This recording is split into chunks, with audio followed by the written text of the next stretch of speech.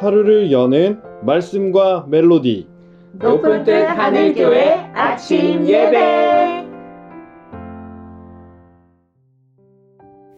10월 24일 목요일입니다. 반갑습니다. 오늘은 계시록 8장 6절부터 13절의 말씀을 나눕니다. 먼저 말씀을 듣습니다. 일곱 나팔을 가진 일곱 천사가 나팔 불기를 준비하더라. 첫째 천사가 나팔을 보니 피 섞인 우박과 불이 나와서 땅에 쏟아지매 땅의 3분의 1이 타버리고 수목의 3분의 1도 타버리고 각종 푸른 풀도 타버렸더라.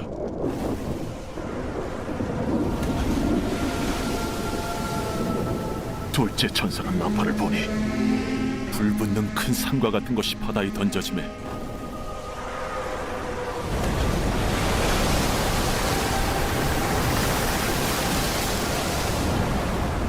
바다의 3분의 1이 피가 되고 바다 가운데 생명 가진 피조물들의 3분의 1이 죽고 배들의 3분의 1이 깨지더라. 셋째 천사가 나팔을 보니 횃불같이 타는 큰 별이 하늘에서 떨어지고 강들의 3분의 1과 여러 물샘에 떨어지니 이 별 이름은 쓴쑥이라. 물의 3분의 1이 쓴 쑥이 되매 그 물이 쓴 물이 되므로 많은 사람이 죽더라. 넷째 천사가 나팔을 보니 해 3분의 1과 달 3분의 1과 별들의 3분의 1이 타격을 받아 그 3분의 1이 어두워지니 낮 3분의 1은 비추임이 없고 밤도 그러하더라. 내가 또 보고 들으니 공중에 날아가는 독소리가 큰 소리로 이르되 땅에 사는 자들에게 화가 있으리니 이는 새 천사들이 불어야 할 나팔 소리가 남아있음이로다.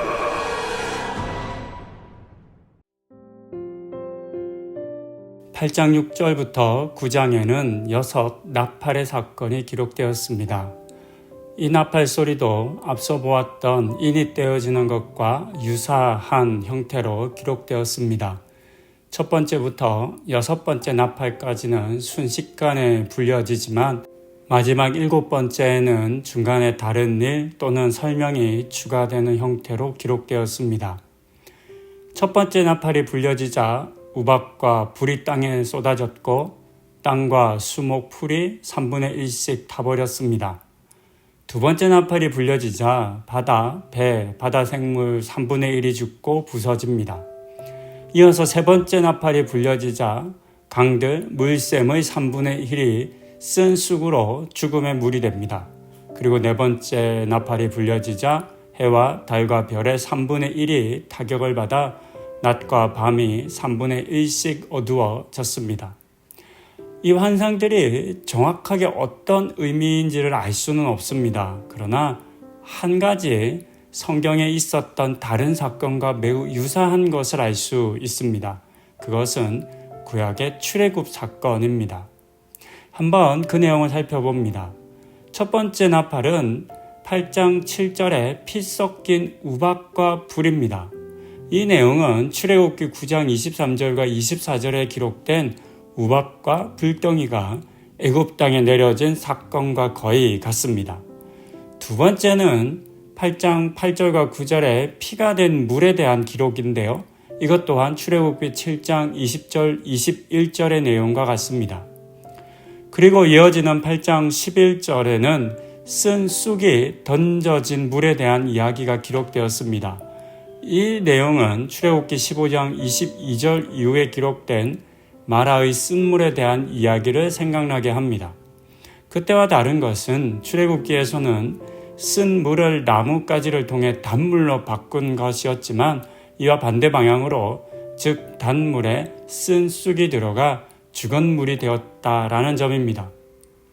8장 12절에는 어둠 즉 흑암의 재앙이 나옵니다. 이것은 출애굽기 10장 22절과 23절과 같습니다. 지금까지 보신 것처럼 요한이 기록한 환상 속 재앙은 출애굽기의 이야기를 떠올리게 합니다. 마치 그때의 사건이 반복되어 재현된 것처럼 보이기까지 합니다. 그리고 이와 같은 해석이 틀리지 않았다라고 하는 사실을 우리는 계시록 15장 3절을 통해서 확인할 수 있습니다. 이렇게 기록합니다. 하나님의 종 모세의 노래 어린 양의 노래를 불러 이르되 주 하나님 곧 전능하신 이시여 하시는 일이 크고 놀라우시도다. 만국의 왕이시여 주의 길이 의롭고 참되시도다. 마지막 재앙이 펼쳐진 뒤에 불려진 노래에 대한 내용입니다. 이 노래는 하나님의 종 모세의 노래라고 불려지고 있습니다. 왜 갑자기 계시록에서 모세의 노래가 나온 것일까요? 그것은 이 재앙이 출애굽 때의 애굽에 대한 심판을 상징하고 있기 때문입니다. 우리는 출애굽기 15장에서 모세가 승리의 노래를 부른 것을 이미 알고 있습니다. 그때와 똑같이 계시록 15장도 승리의 노래를 불렀습니다. 이처럼 계시록의 재앙은 결코 새로운 것이 아니었습니다. 하나님의 오래된 계획 속에 있던 것이었으며 사람들은 이미 이것을 경험함으로 알고 있었습니다. 이 같은 계시록과 출애굽기의 유사함을 통해서 우리는 계시록을 어떻게 읽고 또 해석해야 할지에 대한 약간의 팁을 얻을 수 있습니다. 그것은 계시록은 많은 사람들이 생각하는 것처럼 무섭거나 또는 기이한 이야기로 가득한 그 내용을 알 수 없는 그런 책으로 읽는 것이 아니라 하나님의 말씀에 순종하지 않고 하나님의 백성을 억압하는 이들에 대한 심판의 책으로 읽을 수 있다는 것입니다. 또한 하나님께서 당시 가장 강력한 나라였던 애굽에서 이스라엘 백성들을 구원하여 주신 것과 같이 지금 이 땅의 권세를 잡고 있는 악한 영들로부터 자신의 백성을 반드시 구원하여 주실 것이다 라고 하는 약속의 책으로도 읽을 수 있어야 하겠습니다. 그러니 우리는 여러 유혹과 시험 앞에 흔들리지 않아야 하겠습니다. 믿음을 굳게 붙잡고 지켜야 하겠습니다. 또한 반드시 이루어질 하나님의 임재하심과 구원하심을 바라고 소망할 수 있어야 하겠습니다. 이것이 우리에게 계시록을 적어서 들려주신 이유라 할 수 있겠습니다. 이 은혜를 항상 누리시는 우리 성도님들 다 되실 수 있기를 권면드립니다. 기도하시겠습니다. 나팔이 불려지고 이 땅 가운데 재앙이 임하고 있습니다. 그런데 이 재앙은 출애굽 때 이미 보았던 그런 재앙들입니다. 그리고 우리는 이 출애굽의 재앙이 어떠한 의미인지를 알고 있습니다. 이 재앙 끝에 이스라엘 백성들은 구원을 받습니다. 그리고 끝까지 이스라엘 백성들을 구원하기 원치 않았던 애굽과 애굽왕 바로는 하나님 앞에 심판을 당합니다.